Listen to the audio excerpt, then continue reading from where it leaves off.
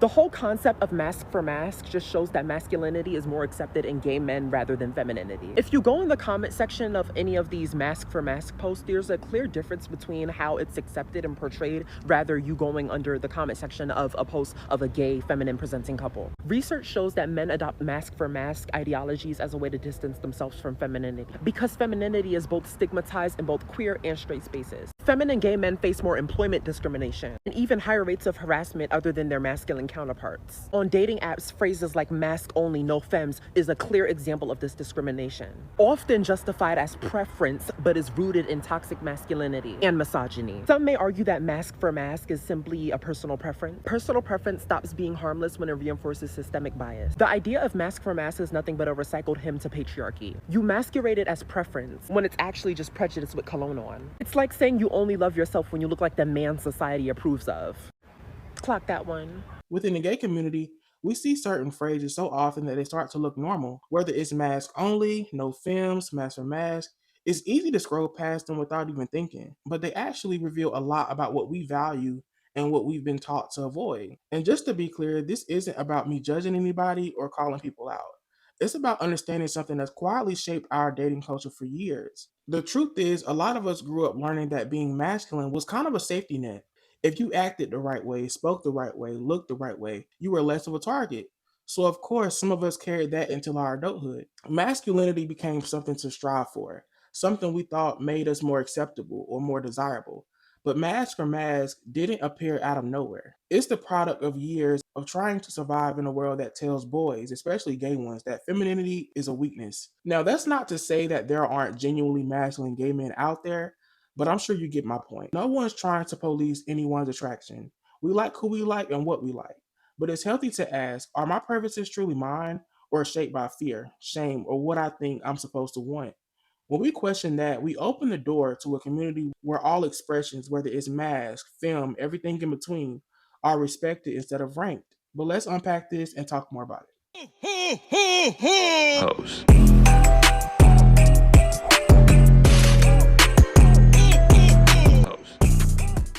What's up, you guys? Welcome back to my YouTube channel. It's your boy Dante, and I'm back at it again with another video. Today is Vlogmas Day 6. So, as you guys can see by the title, we are talking about Masc4Masc.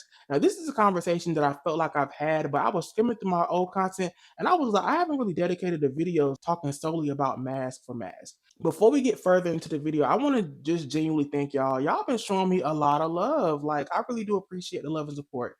All the comments, which I haven't really been sitting down and reading all of them because there's so many, but I just want to say thank y'all so much. Y'all been coming through for Vlogmas of this year. Like, y'all been showing out, so I really do appreciate the love. Some of y'all may not know what Masc4Masc. Now, it's not really like necessarily like a meaning behind it, but I did find a definition that I want to share with y'all. So the definition of it is, it refers to gay and bisexual men who are naturally masculine and are attracted to other masculine males. They do not fit the stereotypes of femininity or camp force on all gay and sometimes bisexual men. Now, when it comes to Masc4Masc, someone like me who's from the hood, right? When you're from the hood, 9 times out of 10, you're going to be attracted to the men that you grew up around. So I grew up with a lot of men who was very hyper masculine. So I knew for a fact, once I started dating men, those were the type that I wanted. No shade. I grew up and I finally got into the gay world and started to date. And it wasn't necessarily hard to find those masculine dudes, but I didn't understand how hard it was to attract them. And once you got into like their spaces, to obtain yourself. And what I mean by that is, I didn't know that a lot of these masculine dudes were actually attracted to other masculine dudes. I didn't know that shit. I thought they would like a guy like me who is kind of like feminine and masculine, all in one. But no, a lot of these masculine dudes will prefer to either hook up, date another masculine guy. So I was like, what can I do to attract them? What can I do to, pull them? So I was like, you know what, Aqua, you have to change your whole image. Like, you have to present yourself as masculine so you can pull these guys. Y'all, when I tell you that shit was exhausting as hell, it was exhausting. It's a video I found on TikTok that was so hilarious, but it literally explains my life story when it came to dealing with Masc4Masc dudes. I'm gonna let y'all take a look. Alright. I'm gonna call you when I get home. I was so ready for this to go. So yes, like it was very exhausting to me because as y'all can see, I'm very flamboyant. I talk with my hands. Now that I've attracted these masculine dudes, once I was in their space, I had to put on this freaking facade to, keep them around. And y'all, this shit was exhausting as hell. Like, oh my gosh. And I think another funny thing about Masc4Masc, it's a lot of us who may be mask presenting, but you're not masculine as a person. And I think I was mixing up the two. Like I was very mask presenting, so I can attract the naturally masculine men, but it's like the naturally masculine men wanted me to be naturally masculine, so I had to put on a facade. Hopefully, I'm making sense. I'm everywhere. That's my experience when it comes to that shit. I couldn't keep doing it because I wasn't being myself. And I felt like I was in high school all over damn again. So I couldn't keep doing the shit. I wanted to read 2 Reddit comments to you guys because it was very interesting. What is wrong with Masc4Masc? So this person said, I see a lot of negativity in comments about internalized homophobia. Whenever someone says when they prefer to be masculine and like their partners the same way, I get that it might be internalized homophobia sometimes, but not always. Comments like "you are not gay enough" or "are you sure you're gay" in real life irks me. Not every gay guy likes Drag Race. So I like this person's response. They said, not so much with the concept, it's the execution. People like this are frequently so damn insecure and they come off as assholes to people who aren't their type. Purposes are fine, don't be a dick about it and put problematic shit on their profile. Not to mention, people are confident in their masculinity, do not need to state it and parade it around. That's not confidence, and it's just as bad as homophobic juice heads. How do y'all feel about that? Do y'all feel like if a person is Masc4Masc and they're genuinely just attracted to masculine men, do they deal with internalized homophobia? Like, do they deal with it? So yeah, y'all let me know how y'all feel about that because I really love that interaction that they had. They said more, but I'm not reading all of that. I do want to react to some TikToks pertaining to this whole conversation. Gay guys just speaking from their experience, and it's actually somebody who actually came out and spoke about why he preferred to date masculine dudes. So let's get into these videos, y'all. I love being Masc4Masc because there's no drama. Y'all gonna hate this take, but I don't get no fuck. That's why I don't be in the LGBT because y'all, the LGBT is extremely feminine. The men are either transgender, so they have a little bit of female in them, or they might be transsexual, or you have a female who's transsexual, but she's born female. It's not a lot of masculine energy in the LGBT, and for a man like of my sort who prefers masculinity, who likes masculinity, who's Masc4Masc, you go to LGBT, there's no space for us, and they don't like that. Then we don't like that. There's no space for us. So yeah, it's just no drama. That's why I think August Alsina and his boyfriend, they're just so cute and just so low key. It's just love this shit. It's mass manifestation. I was trying to get through the video without pausing it, but okay, so people like him, I feel like they spend too much time on the internet. If you're not really necessarily out there in the gay world, who are you to say that it's filled with femininity and all of that shit? There's a lot of masculine gay men out there, like plenty of them. I feel like he just may be looking in the wrong places. Now, I've heard a lot of transphobia within his video, but one thing that I can't stand, why are you trying to align femininity with drama? I don't get that. Like that shit just don't make sense to me. How do y'all feel about his point? I feel like it was very he's entitled to feel how he feel and like what he like, but I felt like his message was the way he executed it was very ignorant. But let's keep watching some more videos. I think people get flamboyancy and femininity mixed up. Because I feel as though, like, when it comes to the femininity, I don't have an issue with it, really. I've dated people who are feminine. I feel like I have a good balance of my masculinity and femininity. I mean, I talk with my hands. I'm very, whatever. That's my flamboyancy, though. But I feel like when it gets to the femininity and it's added on to the flamboyancy and it's come off as extra, that's what people are not really attracted to in a sense. When someone's flamboyant and they're also feminine, I think it kind of resembles a woman to us. And then being a gay male is like, I don't necessarily want a woman. I want somebody who's not. So I'm basing it off of what it was told to me and shit like that. But I just feel like those two get mixed in with each other. I'm guessing you disagreeing with me. Oh, for sure. Okay, I think what it is it's the way that you talk about your preference. Like you can have a preference without Stalking making somebody.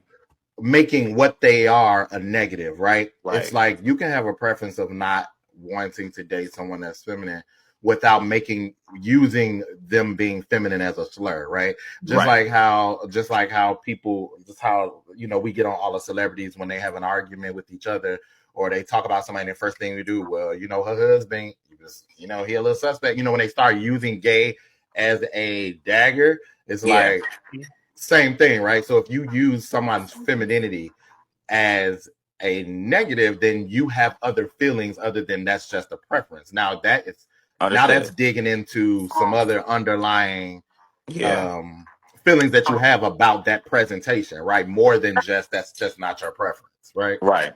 Because you wouldn't talk about it so much if it just wasn't your preference. You don't have nothing to do. These people get on there and they grandstand about it, and they because there's an overarching feeling of masculinity being the bar, and so everybody that's feminine is reaching for that masculine bar. So I feel like that's where it gets like, where it gets dicey. So I think it's more about being careful at how we present our preferences as opposed to having the preference. So to answer the question that's above, is having a preference a problem? Hell no, it's not a problem. Again, I loved how the guy on the top right explained it. Like, it's all about how you execute your feelings when it comes to what you like or whatever the case may be, what you don't like.